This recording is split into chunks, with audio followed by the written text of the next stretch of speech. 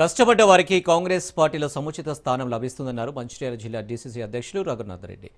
Congress party చేస్తున్న అభివృద్ధి స్థానిక సంస్థల ఎన్నికల్లో అభ్యర్థుల గెలుపుకు దోహదపడుతుందంటున్నారు రఘునాథ్ రెడ్డితో మా ప్రతినిధి Arun Kumar face to face. DCC అధ్యక్షులు రఘునాథ్ రెడ్డి ఉన్నారు. ఆయన అడిగి మరిన్ని వివరాలు తెలుసుకున్న బ్రదర్, ముందుగా కంగ్రాచులేషన్స్. ఏం చెప్పండి, ముందుగా కూడా మీరు బాధ్యతలు చేపట్టిన తర్వాత స్థానిక సంస్థ ఎన్నికలు వచ్చినా ఎన్నికలలో కాంగ్రెస్ పార్టీ అభ్యర్థిని గెలిపించకుండా ఎలా ముందుకెళ్తారు, ఎట్లా మీరు కార్యాచరణ రూపొందిస్తా ఉన్నారు? అధ్యక్షుల బాధ్యత చేపట్టి ఇప్పటికీ నేను 46 గంటలుగా వస్తుంది.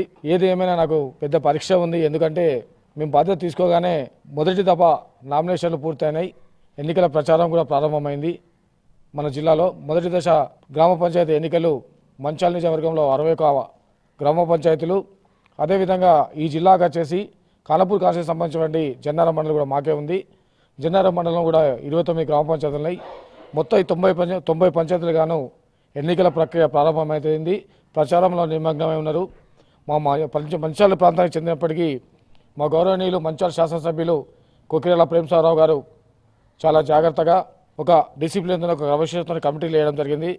వారి నాయకత్వంలో మంచాల్లో ఒక ప్రణాళికబద్ధంగా మేము సర్పంచులు ఘన విజయం సాధిస్తాం. ఇప్పటికే మేము 4 సర్పంచులు యునానిమస్ కావడం జరిగింది. అదేవిధంగా జన్నారం మండలంలో కూడా 2 సర్పంచులు యునానిమస్ అయినాయి. అంటే 90లో 6 పంచాయతీలు ఇప్పటికి యునానిమస్ అయినాయి. మీ ధీమా వ్యక్తం చేసినట్టు కాంగ్రెస్ అభ్యర్థులు ముందుకెళ్లేటువంటి అవకాశం ఉంటుందా? అసలు మీకు అందరికీ ఏదైతే ఆ గ్రూపులో ఉన్నటువంటి అపోజిట్ వాళ్ళు కావచ్చు, 2 వర్గాల్లో సహకరిస్తారు? అసలు ఏంటి పరిస్థితి? సింబల్ లేనటువంటి ఎన్నికలు, అంటే పార్టీ పరంగా సింబల్ లేనటువంటి ఎన్నికలు. ఈ ఎన్నికల లోపల కాంగ్రెస్ పార్టీ వెంట ఉండి కాంగ్రెస్ పార్టీ ప్రజలకు చేసేటువంటి సేవా కార్యక్రమాలను ప్రజలకు తీసుకుపోయి ప్రజల మెప్పు పొందేటువంటి నాయకత్వం ఉన్నటువంటి నాయకుల్ని ప్రజల్లో మేము నిలబెట్టే అభ్యర్థులను గెలిపించే దిశగా కాంగ్రెస్ పార్టీ నాయకత్వం పనిచేస్తుంది. ఏదైతే అభ్యర్థులను అపోజిట్ ఉన్నటువంటి అభ్యర్థులను బెదిరించి కూడా ఇవాళ తీసుకెళ్లి కూడా కిడ్నాప్ చేసి కూడా బెదిరింపులకు పాల్పడి కూడా యునానిమస్గా ఎన్నికైందంటూ కూడా ఇప్పటికే బీఆర్ఎస్ మాజీ ఎమ్మెల్యే దివాకర్ రావు కూడా ఇంతకుముందు ఏదైతే ప్రెస్ మీట్లో కూడా చెప్పడం జరిగింది. అంటే ఎట్లా చూస్తారు దాన్ని? నిజంగా కూడా అక్కడ అటువంటి పరిస్థితి కొనసాగుతా ఉందా? ఏంది అసలు? రూపాయలతో స్కూల్ బిల్డింగ్ నిర్మాణం చేస్తున్నాం, విద్యను అందిస్తున్నాం. అదేవిధంగా హాస్పిటల్, ఇలా హాస్పిటల్ కూడా పూర్తి స్థాయిలో నిర్మాణం పూర్తి దశలో ఉంది. ఇలాంటి కార్యక్రమాలు మేము చేసుకోబోతున్నాం. దానికి ఆకర్షితులై అదేవిధంగా ఏదైతే మీరు ఇలా యునానిమస్ అనేవో రౌడిజం గుండేదామని అది చాలా తప్పు. ఎందుకంటున్నామంటే ఇవాళ అక్కడ ప్రజలకు తెలుసు, మేము దండేపల్లి మండలంలో అధికారం లేనప్పుడు అక్కడ శాసనసభ్యులు ప్రజలకు ఏ విధమైనటువంటి ఛాయ సహకారం అందించారో మీకు తెలుసు.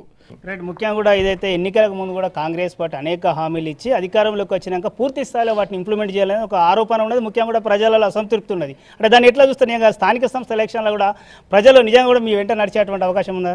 8,20,000 కోట్ల రూపాయల అప్పులలో మా గవర్నమెంట్ ఇవ్వడం జరిగింది.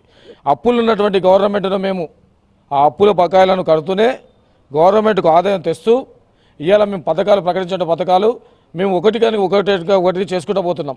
వాళ్ళ ఆరోపణలు 100 చేస్తారు, కానీ ఇలా ప్రజలు గమనిస్తారు. మీరు ప్రజలను అడగండి. ఇవాళ మేము ఏకకాలంలో 2 లక్షల రూపాయల రుణమాఫీ చేసినాం. ఇవాళ మేము పెట్టుబడి సాయం అందించినాం. 200 యూనిట్ కరెంట్ ఇచ్చినాం. మహిళలకు మేము ఉచిత బస్సు ఇచ్చినాం. ఇవాళ డాకా గ్రూప్ మహిళలకు వడ్డీ లేని రుణాలు ఇస్తున్నాం. ఇవన్నీ మేము చేసుకుంటూ పోతున్నాం. ప్రజలకు మేము చేసుకుంటూ పోతున్నాం, చెప్తున్నాం. వాళ్ళలాగా ఏదో ఇష్టం వచ్చినట్టు సోషల్ మీడియాలను ఏర్పాటు చేసుకోనికి తెలియనటువంటి ఆలోచనతోని వాళ్ళు ఇలా ప్రకటించుకొని మా మీద నిందలు వేయడం సరైనది కాదు. రైట్. నిజంగా కూడా కొత్త ఏదైతే నూతనంగా జిల్లా అధ్యక్షుడు అయినటువంటి మీరు అంటే ఏం చెప్పదలుచుకున్నారు కార్యకర్తలకు? నేను కార్యకర్తలకు ఒకటే చెప్పదలుచుకున్నా. ఇలా నేను చాలా ఆనందపడుతున్నా. నాతో పాటు ఈ మంచిర్యాల జిల్లాలో, ఉమ్మడి ఆదిలాబాద్ జిల్లాలో కూడా కార్యకర్తలందరూ కూడా సంతోషంగా ఉన్నారు. ఎందుకు సంతోషంగా ఉన్నారంటే నేను 1990లో ఎన్ఎస్యూఐ విద్యార్థి నాయకుడిగా, కాంగ్రెస్ పార్టీ అనుబంధ సంఘమైనటువంటి విద్యార్థి నాయకుడిగా ఎన్ఎస్యూఐలో చేరినప్పటి నుండి అంచెలంచెలుగా ఆ రోజు ఉన్నటువంటి నాయకులు, ఇప్పుడున్నటువంటి నాయకులందరూ కూడా వారి సహాయ సహకారాలు, వారి ఆలోచనతోనే ఈ స్థాయికి రావడం జరిగింది. నా వ్యక్తిగతంగా ఎలాంటి ఎజెండా లేదు. నేను ఎవరికి కూడా దాసోహం కాదు. కాంగ్రెస్ పార్టీ జెండాకు దాసోహం, కాంగ్రెస్ పార్టీకి దాసోహం. ఎవరైతే శాసనసభ్యులలో వారి గౌరవంగా, వారి ఆలోచనలు, వాళ్ళ సూచనలతోనే తప్పకుండా బాధ్యతలు నేను స్వీకరించినా తప్పకుండా కార్యకర్తలను సమన్వయం తీసుకొని ముందుకు పోతా. కార్యకర్తలను కూడా కలిసి రావాలని కోరుకుంటున్నా. కాంగ్రెస్ పార్టీలో ఏదైతే ఎన్ఎస్యూఐ నుంచి మొదలైన తన ప్రస్థానము జిల్లా అధ్యక్షుని వరకు కూడా రావడానికి క్రమశిక్షణతో ఉండడం దీనికి కారణం అంటారు. ముఖ్యంగా కూడా కష్టపడ్డ వారికి కాంగ్రెస్ పార్టీలో కూడా ఖచ్చితంగా సరైన సముచిత స్థానం దక్కుదని అయితే ధీమా వ్యక్తం చేస్తున్నారు. ముఖ్యంగా కూడా ఏదేమైనప్పటికీ కూడా స్థానిక సంస్థల ఎలక్షన్లలో కూడా కాంగ్రెస్ అభ్యర్థులకు ఘన విజయం సాధిస్తారని అయితే జిల్లా అధ్యక్షులు ధీమా వ్యక్తం చేస్తున్నటువంటి పరిస్థితి. కెమెరా పర్సన్ శ్రీనివాస్తో అరుణ్ కుమార్, రాజ్ న్యూస్, మంచిర్యాల జిల్లా.